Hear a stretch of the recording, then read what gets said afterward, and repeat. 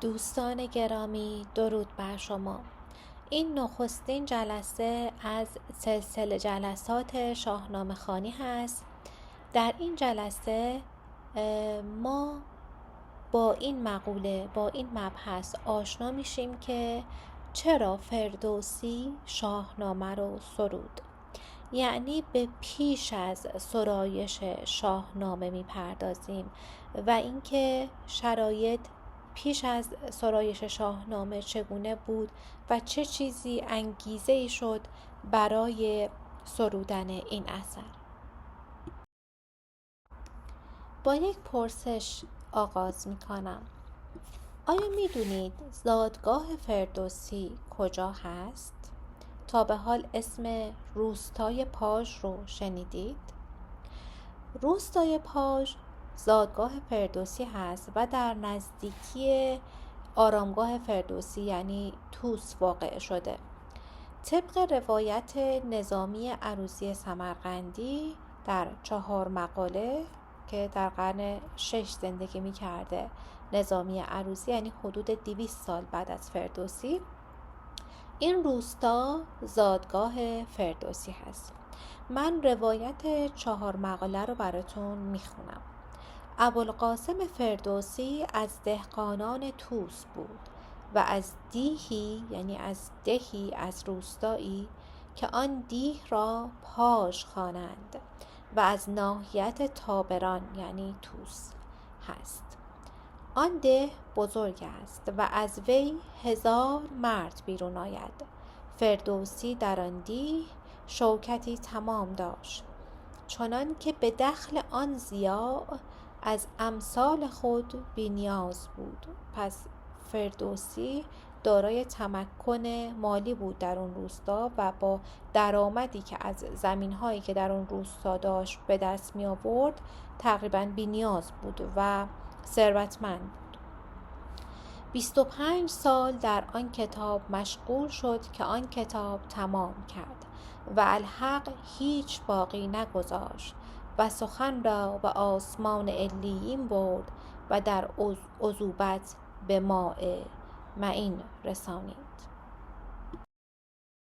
این روستا بسیار قابلیت این رو داره که به یک سایت گردشگری تبدیل بشه. همونطور که در تصویر میبینید وضعیت کنونی این روستا چندان مناسب نیست و شاید بعضی از خونه‌ها حالت مخروبه پیدا کرده باشه.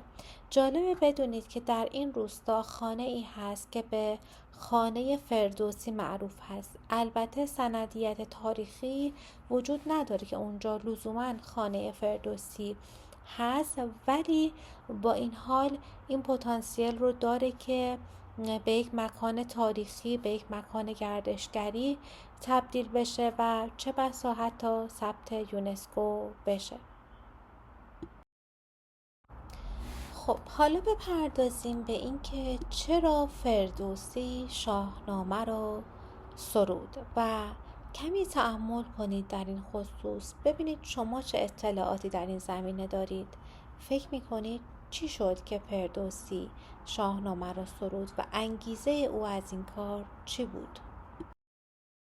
در اینجا 2 پرسش مطرح میکنم که میخوام قبل از اینکه ادامه مبحث رو دنبال بکنید چند ثانیه‌ای خودتون در بارش تأمل کنید و ببینید به چه پاسخی میرسید.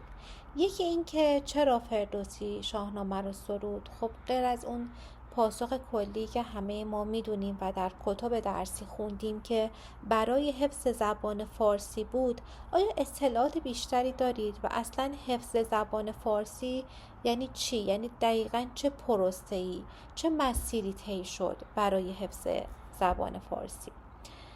و پرسش دوم این که آیا داستان‌های شاهنامه بر مبنای واقعیت هست یا نه؟ آیا این داستان‌ها زاده و پرداخته ذهن فردوسی هست؟ آیا اینها افسانه است؟ آیا ریشه در اساطیر داره؟ ریشه در واقعیت و تاریخ داره؟ نظر شما چیه؟ شما چه فکر میکنید در این خصوص؟ چند دقیقه در این خصوص تأمل کنید تا در ادامه پاسخ اون رو برای شما توضیح بدم. دوستان اگر علاقه‌مند هستید پاسخ این دو پرسش را بدونید و بسیاری پرسش های دیگر درباره شاهنامه، میتونید کانال رو سابسکرایب کنید یا در جلسات شاهنامه خوانی ما شرکت کنید.